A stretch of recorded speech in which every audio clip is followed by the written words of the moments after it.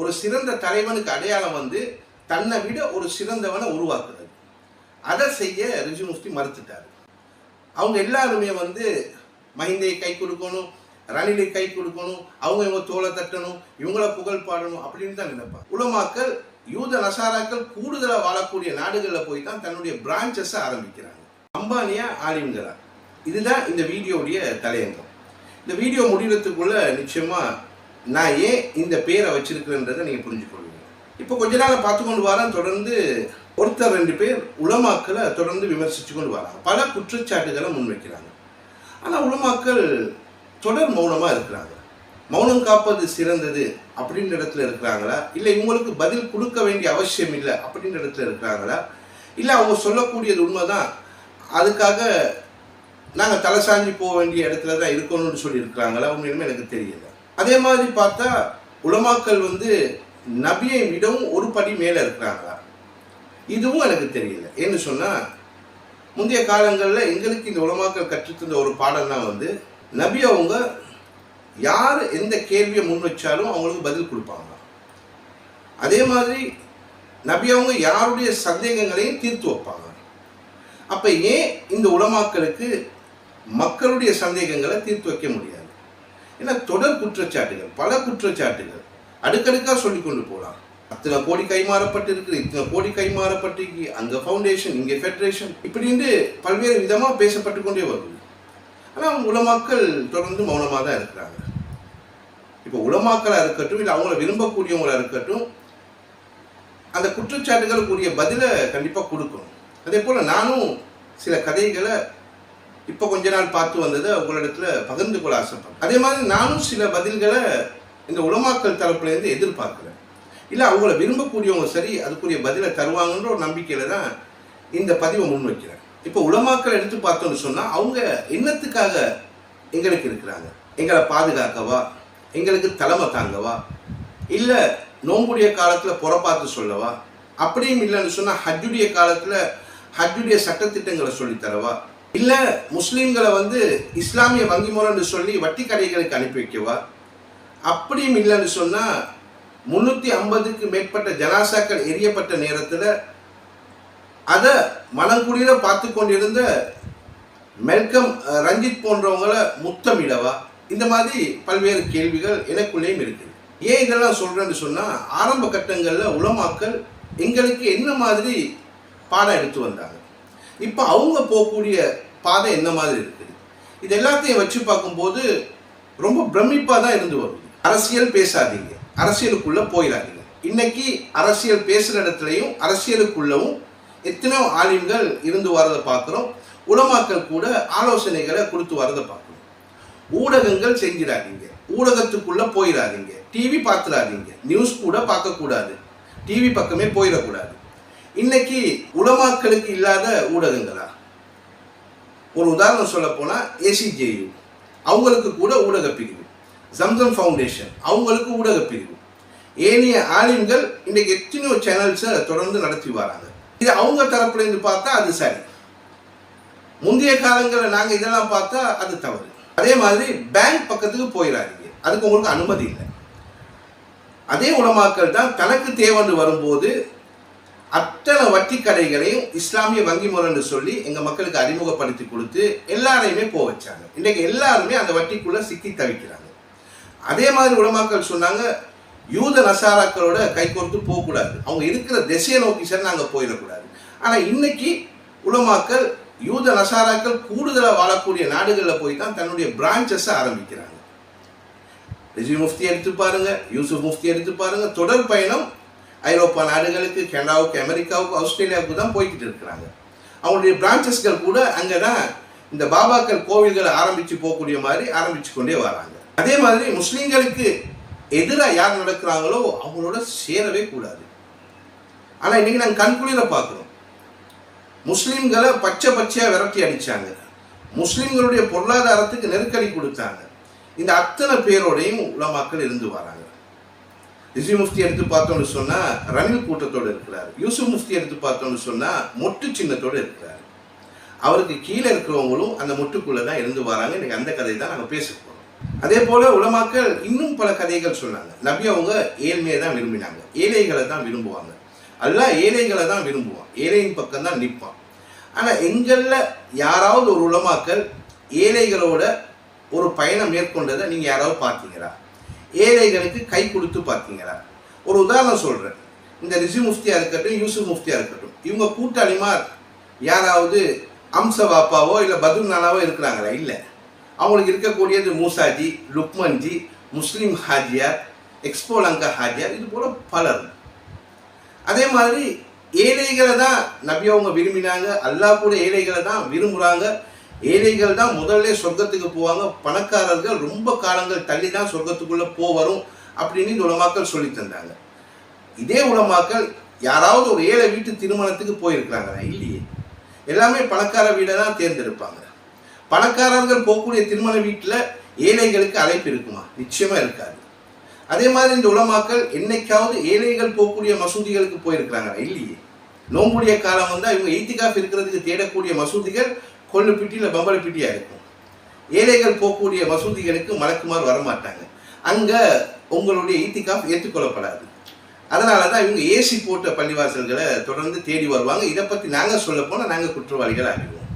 உலமாக்களை விமர்சிக்காதீங்க அப்படின்ற தலைப்புலையும் சிலர் பேச ஆரம்பிப்பாங்க. இன்னைக்கு இந்த உலமாக்களாக இருக்கட்டும் இல்லை அரசியல்வாதிகளாக இருக்கட்டும், என்னதான் எங்கள் சமூகத்துக்கு செஞ்சாங்க?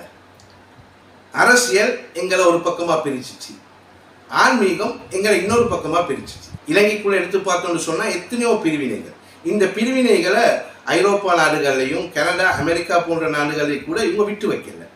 யூசுப் முஃப்திக்கு ஒரு கூட்டம், ரிஷி முஃப்திக்கு இன்னொரு கூட்டம், இப்போ இருக்கக்கூடிய முர்ஷித் முலாஃபர் அவர்களுக்கு ஒரு கூட்டம், இப்போ தொடர்ந்து வந்து கொண்டிருக்கக்கூடிய அர்க்கம் நூராமித் அவர்களுக்கு இன்னொரு கூட்டம், அதே போல் மஃபாஸ் முஃப்திக்கு இன்னொரு கூட்டம், ஹசன் ஃபரீத் மௌலவிக்கு தனியாக ஒரு கூட்டம், இப்படின்னு சொல்லி கூட்டமாக அவங்களுக்கு தேவை மாதிரி இன்னும் வரையுமே சுற்றி இருக்கக்கூடிய அனைத்து நாடுகளையும் முஸ்லீம்களை பிரித்து வச்சு தான் மேய்கிறாங்க. அதோடு விட்டு வைக்கிறாங்களா? இல்லையே. உலமாக்கள் அரசியலுக்குள்ள அழகாக நுழைஞ்சிருக்கிறாங்க. இப்போ ஜமியத் உலமாலேருந்து வெளியில் வந்ததுக்கு அப்புறம் அடுத்த பயணம் சில நேரங்களில் இவங்களுடைய பாதைகள் அரசியலை நோக்கி போகுமான்றது ஒரு பெரிய சந்தேகமாக இருக்குது. ஏன்னா ரிஷி முஃப்தி வந்து ரணில் விக்ரமசிங்கிக்கு தோல் கொடுத்து போய்கொண்டிருக்கிறாரு யூஎன்பியோட. யூசுப் முஃப்தி எடுத்து பார்த்தோன்னு சொன்னால் பொதுஜன பெருமன் மொட்டு சின்னத்தோட பெரிய ஒரு பயணத்தை போகிறாரு. அவரை குற்றம் சொல்ல முடியாது. அவருடைய ஆரம்ப கட்டத்தை கொஞ்சம் பின்னோக்கி போனோன்னு சொன்னால் அவர் ஒரு சிக்கலுக்குள்ளே மாற்றாரு. 2005, 6, 7ன்னு நினைக்கிறேன், சரி எனக்கு ஞாபகம் இல்லை. இந்த கோல்டன் கீ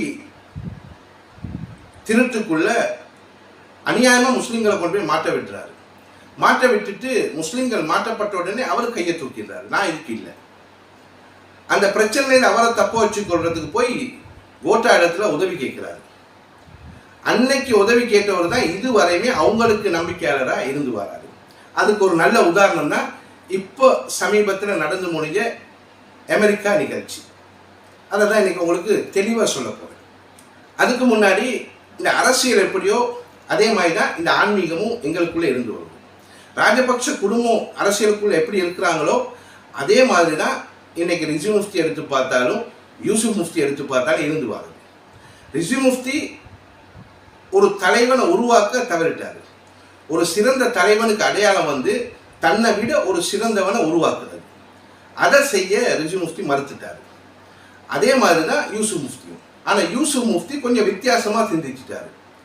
அவர் இல்லாத காலத்துக்கு அந்த ஜம்சம் ஃபவுண்டேஷனை நடத்துறதுக்கு அவருடைய மகனை தயார் செஞ்சு கொண்டு வராரு. அதனால் இன்னைக்கு அவரை லண்டனில் படிக்க வச்சு வராரு. ஏன்னா மற்ற காலேஜ்கள்லையோ ஸ்கூல்லையோ இல்லை இலங்கைக்குள்ளே எங்கேயோ படித்தா அந்த படிப்பும் சரியாக வராது.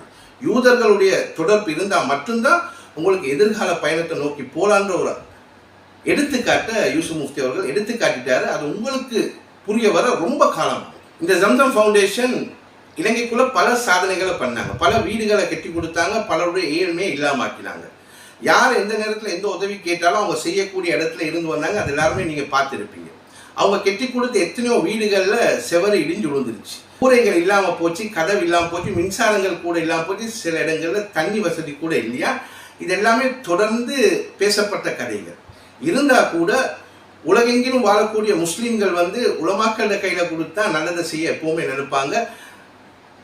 அப்படி நினைச்சதுல ஒன்று தான் வந்து இப்போ சமீபத்தில் நடந்து முடிஞ்ச ஒரு நிகழ்ச்சி. அமெரிக்கா சிகாகோவில் கடந்த மாதம் 28ஆம் தேதி ஒரு பெரிய நிகழ்ச்சியை நடத்தினாங்க. அந்த நிகழ்ச்சிக்கு எப்படி மக்களுக்கு வரவேற்பு கொடுத்தாங்கன்றதை நீங்களே கொஞ்சம் பார்த்துக்கோங்க. அஸ்ஸலாமு அலைக்கும். நாளைக்கு 28ஆம் தேதி ஞாயிற்றுக்கிழமை இன்ஷா அல்லாஹ் ஜம்சம் ஃபவுண்டேஷனுடைய நார்த் அமெரிக்கா ஃபார்மல் லான்ச் இவெண்ட்டுக்கு கலந்து கொள்றேன்னு சொல்லி RSVP பண்ணி டபுள் கன்ஃபர்மேஷன் பண்ணின நூற்றுக்கணக்கான உங்கள் அனைவருக்குமே ஜஸாக்கல்லா ஹைரா. ஆமா, இவர் தான். இவங்கெல்லாம் எங்கேருந்து வந்தாங்கன்னு எனக்கு உண்மையிலுமே தெரியல. பிச்சைக்காரன் பிச்சை கேட்கும் போகும்போது வெத்து தட்டை கொடுக்குறவனை முன்னாடி நீட்ட மாட்டான். ஏன்னு கேட்டால் கொடுக்குறவன் வந்து அந்த தட்டில் ஏதாவது இருந்தால் தான் அவன் மேலதிகமாக போட பார்ப்பான். அதனால் பிச்சைக்காரன் எப்போவுமே வந்து ஒரு தட்டில் 5 ரூபா 10 ரூபா போட்டு தான் போய் இன்னொருத்தட்ட நீட்டுவான். அப்போ தான் கொடுக்குறவர் 5 10 அதிகமாக போடுவார்.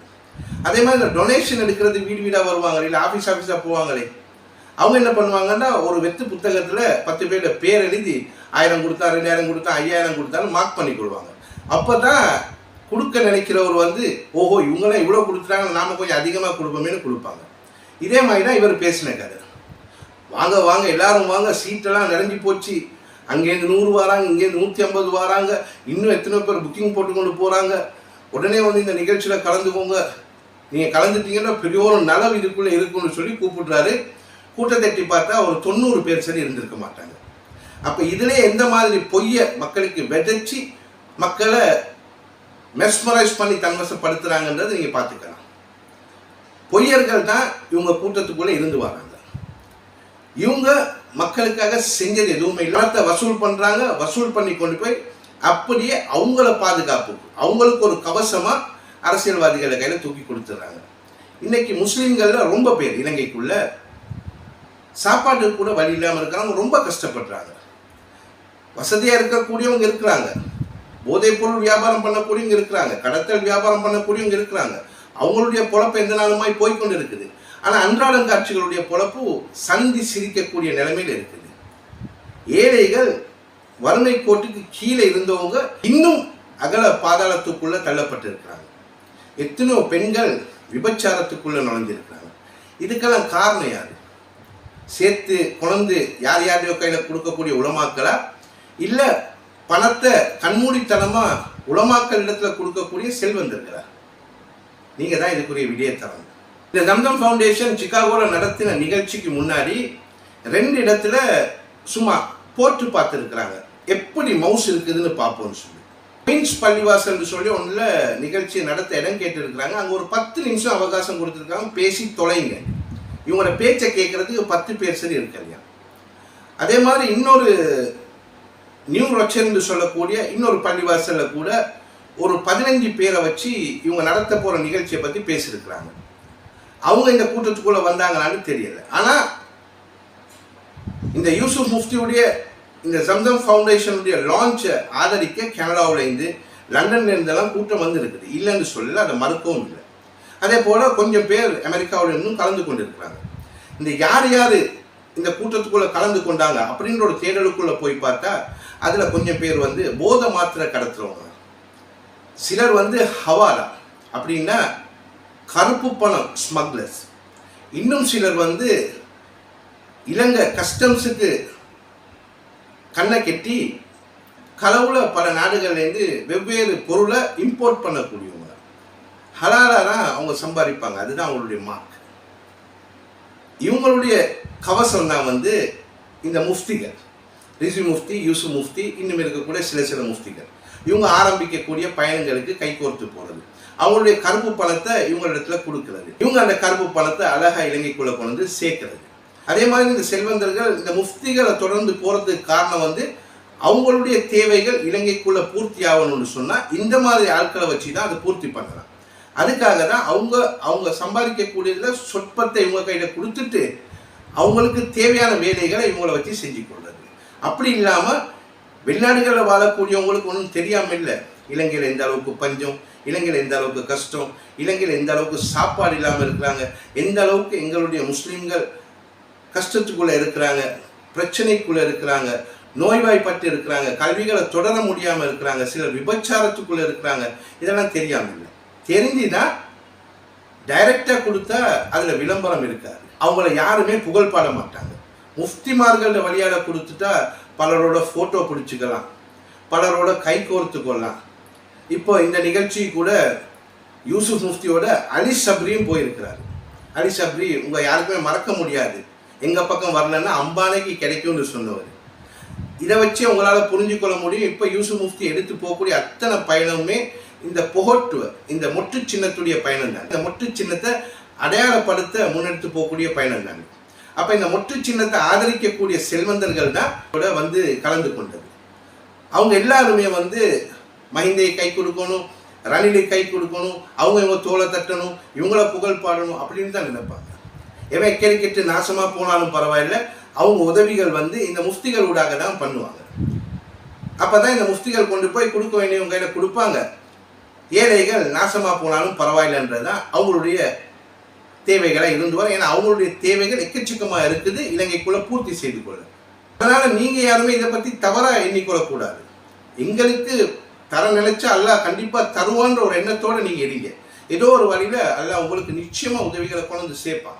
யூசுப் முஃப்தி வந்து சிகாகோவில் இந்த பயணத்தை முடித்து அடுத்து லண்டனில் போய் லான்ச் பண்ண போகிறாங்க. லண்டனில் வந்து ஏற்கனவே நிதா ஃபவுண்டேஷன் லான்ச் பண்ணப்பட்டு இதுவரையுமே மக்களிடத்தில் வசூல் செய்யப்பட்டு அவங்களோட தேவைகளை பூர்த்தி செஞ்சு கொண்டு வரக்கூடியவங்க. இப்போ சமீபத்தில் கூட ஒரு வீடியோ பார்த்தேன், அதில் நிதா ஃபவுண்டேஷனுடைய கதைகள் அத்தனையுமே ஒருத்தரால் சொல்லப்படுது. இது மாதிரி பல ஓட்டைகள் இந்த அத்தனை ஃபவுண்டேஷனுக்குள்ளே இருந்து வருவது. இது தெரியாமல் இன்னும் சிலர் இவங்களை தொடர்ந்து நம்பிக்கொண்டு வரது நினைக்கும் போது தான் ரொம்ப கவலையாக இருக்குது. யூசுப் முஃப்தி இந்த Zamzam foundation London, America, Canada, German, பிரான்ஸ்னு சொல்லி உலகம் எங்கேயும் கொண்டு போக நினைக்கிறாரு, அது தவறில்லை. ஆனால் இவர் செஞ்ச சாதனைகள் என்ன? கூரை இல்லாத வீட்டை கெட்டி கொடுத்தது, உடஞ்ச செவத்தை கெட்டி கொடுத்தது, கெட்டி கொடுத்த வீட்டில் செவர் இடிஞ்சு விழுந்தது, தண்ணி இல்லாமல் போனது, சிலர் வீட்டையே விட்டு போனது. தெரிஞ்சுக்கு ஓரத்தில் வைப்போம். இவர் செஞ்ச பணியில் இன்னொரு பணியை சொல்கிறேன். இவருடைய ஊரில் இருந்து ரொம்ப தூரமெல்லாம் இல்லை, கொஞ்சம் தூரம் தான். இப்போ சமீபத்தில் ஒரு பொண்ணு ஒரு போதைப் பொருளுக்கு அடிமையாகப்பட்டவனால கொலை செய்யப்பட்டது. அந்த பொண்ணு ஞாயிற்றுக்கிழமை நாளானா கூட வேலைக்கு போகுதான். 2 கிலோமீட்டர் வீட்டிலேருந்து நடந்து பஸ் ஸ்டாப்புக்கு வரணுமா, அங்கேருந்து பஸ் ஏறி தான் வேலைக்கு போகணுமா, திரும்ப அங்கேருந்து இறங்கி 2 கிலோமீட்டர் நடந்து போகணுமா. இது எல்லாமே வறுமையின் காரணமாக நடக்கக்கூடியது. தன்னை சுற்றி இருக்கக்கூடியவங்களோட தேவைகளை கூட பூர்த்தி பண்ணி கொடுக்க முடியாத யூசுப் முஃப்தி அவர்கள் எப்படி ஒட்டுமொத்த சமூகத்துடைய தேவையை பூர்த்தி பண்ணுவார்? இதை பற்றியும் கொஞ்சம் சிந்திச்சு பாருங்க. கொடுக்க நினைக்கிறவங்க கொடுங்க, வானான்னு சொல்லலை. ஆனால் நீங்கள் கொடுக்கறதுக்குரிய பாராட்டு ரணில் இல்லைன்னா மஹிந்த தரப்பால் தான் கிடைக்கும், அல்லாஹ் தரப்பால் கிடைக்குமான்றது எனக்கு தெரியல. அது யூசுப் முஃப்தி இல்லைன்னா ரிஷி முஃப்தி கிட்ட நீங்கள் கேட்டு பாருங்க. சிகாகோவில் போய் அலி சப்ரியை கூட்டிகிட்டு போய் ஜம்தம் ஃபவுண்டேஷன் லான்ச் பண்ணுறாரு. இதை பற்றியெல்லாம் அவரோட ஃபேஸ்புக் பக்கத்தில் போட்டு இருக்கிறார். இந்த ஜம்தம் ஃபவுண்டேஷன் ஃபேஸ்புக்கை தொடர்ந்து பார்த்தா இந்த சிகாகோ பயணத்தை பற்றின அத்தனை விஷயத்தையும் அவர் போட்டு இருக்கிறாரு. ஆனால் அது சிகாகோ போகிறதுக்கு முன்னாடி, இந்த அமெரிக்கா போகிறதுக்கு முன்னாடி ரஷ்யன் தூதரகத்தை ரகசியமாக சந்தித்தார். அந்த ஃபோட்டோஸ் அவர் வெளியில் போடலையே. ரஷ்ய தூதரகத்தால் 2 பேர் வந்து அவரை சந்தித்தாங்க, பேசினாங்க, கதைச்சாங்க. அந்த ஃபோட்டோ மட்டும் ஏன் ஜம்தம் ஃபவுண்டேஷன் பேஜால் அந்த ஃபோட்டோஸை மட்டும் ஏன் ஜம்தம் ஃபவுண்டேஷன் வெளியிடலை? அமெரிக்கா போனாங்க. அப்போ அமெரிக்காவில் போய் இந்த ஜம்தம் ஃபவுண்டேஷன் லான்ச் பண்ணது ரஷ்யாவுக்காக அமெரிக்கா உளவு பார்க்கவா இப்படின்றது எங்களுக்கு தெரியல. இவங்களை ஆதரிக்க வந்த சிலர் தான் அதுக்குரிய பதிலை கொடுக்கணும். இந்த வீடியோவுக்கு என்னத்துக்கு நான் அம்பானியா ஆலிம்களான்னு தலையங்கம் கொடுத்தேன்னு சொன்னால், அம்பானி குடும்பத்தை பற்றி உங்களை ரொம்ப பேருக்கு தெரியுமோ தெரியலையோ எனக்கு தெரியாது. துர்பாய் அம்பானி அவருடைய அடையாளம் வந்து இந்த ரிலையன்ஸ் குரூப் ஆஃப் கம்பெனி. அவர்கிட்ட மரணத்துக்கு போகிறவ வந்து அவருடைய 2 மகமாருக்கு தான் அந்த பொறுப்பு போய் சேருது. முகேஷ் அம்பானி, அனில் அம்பானி. ஒரு 10 வருஷம் அவங்க 2 பேரும் ஒரு எக்ரிமெண்ட்டை போட்டு தான் அந்த கம்பெனிஸை பிரிச்செடுத்து கொண்டு நடத்தி கொண்டு போகிறாங்க. அவங்களுக்குள்ள ஒரு எக்ரிமெண்ட், எந்த ஒரு லாப நஷ்டம் வந்தாலும் 2 பேருக்குள்ளேயும் பேசி சமாளித்து கொள்ளணும். அதே மாதிரி யாருக்கும் பொறுப்புகளை விட்டு கொடுக்கக்கூடாது, தலைமைத்துவத்தை கொடுத்துடக்கூடாது. இன்னைக்கு அதை தான் நீங்கள் வந்து ஜமீயத்துல் உலமால பார்ப்பீங்க. அகில இலங்கை ஜமீயத்துல் உலமா ரிலையன்ஸுடைய ஒரு பிராண்டாக செயல்படுது. அம்பானி குடும்பம் போல தான் அந்த செயல் திட்டங்களும் இருந்து வருது. ரிஷி முஃப்தியை என்னுடைய பார்வையில் முகேஷ் அம்பானியை நான் பார்க்குறேன். யூசுப் முஃப்தி என்னுடைய பார்வையில் அனில் அம்பானியாக பார்க்குறேன். உங்களுடைய பார்வைகள் எப்படி இருக்குமோ எனக்கு தெரியலை. இன்னைக்கு ஜமீயத்துல் உலமா கூட ரிலையன்ஸ் குரூப் ஆஃப் கம்பெனி மாதிரி தான் நடந்து வருது. தலைமைத்துவத்தை யாருக்கும் விட்டு கொடுக்கக்கூடிய இடத்துல இவங்க யாருமே இல்லை. ஒரு சிறந்த தலைவனை உருவாக்கணுன்ற தேவை இவங்களுக்கு இல்லை. இவங்களே ஆளணும், இவங்களே தொடர்ந்து போகணும், இவங்களுடைய குடும்பம் தான் தொடர்ந்து அந்த பயணத்தை முன்னெடுத்து கொண்டு போகணும் அப்படின்ற தேவைகள் தான் இவங்களுக்குள்ள இருக்குது. நீங்கள் கொஞ்சம் டீப்பாக தேடி பார்த்தீங்கன்னா நிச்சயமாக உங்களுக்கு இதுக்குரிய விட புரியும். எனக்கு என்னன்னா, இவங்க ஏன் உலகம் முழுக்க வசூல் செஞ்சு கொண்டு போய் ராஜபக்ஷ கூட்டங்களுக்கு கொடுக்குறாங்க? இவங்களுக்கு கண்ணுக்கு ஏழைகளை விளங்குது இல்லையா? இவங்களோட கண்ணுக்கு முஸ்லீம்கள் படக்கூடிய கஷ்டங்கள் விளங்குது இல்லையா? இன்னைக்கு எத்தனை முஸ்லீம்கள் எத்தனை விதமான துன்பத்தை அனுபவிச்சு வராங்க. நினைக்கும் போது ரொம்ப கவலையாக இருக்குது. கொடுக்கக்கூடியவங்க சிந்திச்சு பார்த்து கொடுங்க. உங்கள் குடும்பத்துக்கு கொடுக்கலாம். உங்கள் குடும்பத்தில் எத்தனை ஓட்டைகள் இருக்கும், அதை மூடலாம். உங்கள் அக்கம் பக்கத்துக்கு கொடுக்கலாம். பக்கத்தில் யாராவது நோயாளி இருப்பா, அவங்களுக்கு கொடுக்கலாம். ஒரு பிள்ளையுடைய கல்வியை உயர்த்தி விடலாம். இல்லை பக்கத்து தெருவில் யாராவது இருப்பாங்க, அவங்களுக்கு கொடுக்கலாம். ஆனால் அந்த மாதிரி ஆள்களுக்கு நீங்களும் கொடுக்க விரும்புறதில்லை. ஏன்னு சொன்னால் அப்படி கொடுத்தா உங்களுக்கு விளம்பரம் இல்லை. இந்த முஃப்திகள் ஊடாக கொடுத்தா மட்டும்தான் உங்களுக்கு விளம்பரம் கிடைக்கும். பலரும் உங்கள் தோலை தட்டி புகழ் பாடுவாங்க. அதை தான் நீங்களும் விரும்புகிறீங்க. உங்களுக்கு தெரியுமா, ஜப்பானில் திருடனுக்கு அவங்களுடைய அகராதியில் வார்த்தைகள் இல்லையா. அதனால் திருடனுக்கு ரூஃப் வாக்கர்னு சொல்லுவாங்க இங்கிலீஷில் மொழிபெயர்த்த. இது எனக்கு ஒரு நண்பன் சொல்லி தந்தது. நான் இப்போ எப்படி பார்க்குறேன்னு சொன்னால், ரூஃப் வாக்கர் எப்படியோ அதே மாதிரி தான் இந்த ஃபவுண்டேஷன் ஃபெடரேஷன் ஆர்கனைசேஷனை நான் பார்க்குறது. இலங்கைக்குள்ளே குண்டு வச்சவனும் சரி, இன்னைக்கு அரசியலில் ஒரு இடங்களில் பூந்து விளையாட்டு காட்டுறவனும் சரி, திருடனும் சரி, கூட்டி கழிச்சு பார்த்தா எல்லாமே மாங்காய் விற்கிறவனும் தேங்காய் விற்கிறவனும் இல்லை, ஆலிம்களும் உலமாக்களுமா தான் இருந்து வரதை எங்களால் பார்க்க முடியுது. நான் யாரையும் குறி வச்சோ இல்லை யாரையும் மனசை நோகடிக்கணும்னு நினச்சி பேசலை. யதார்த்தத்தை பேசி காட்டினேன். எடுத்துக்கொள்ளக்கூடியவங்க எடுத்துக்கோங்க, தேவையில்லைன்னு நினைக்கக்கூடியவங்க தள்ளி போட்டுருங்க. அல்லாஹ் யா பேரை நேர்வழிப்படுத்தணும். அஸ்ஸலாமு அலைக்கும் வரஹ்மத்துல்லாஹி தஆலா வபரகாத்துஹு.